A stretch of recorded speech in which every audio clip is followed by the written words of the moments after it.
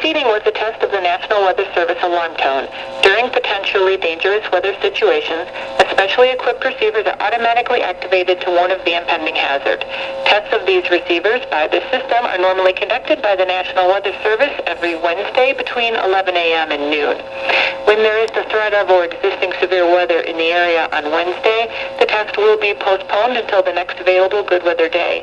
The warning alarm, transmitted over National Weather Service radio stations in northern Illinois and northwest Indiana, will be activated for watches under warnings affecting counties in the listening area. Reception of this broadcast in the alarm tone will vary at any given location. The variability, normally more noticeable at a distance from a given transmitter, will occur even though you are using a good quality receiver in perfect working order. This concludes the tone alarm test. We will now return to our regular program.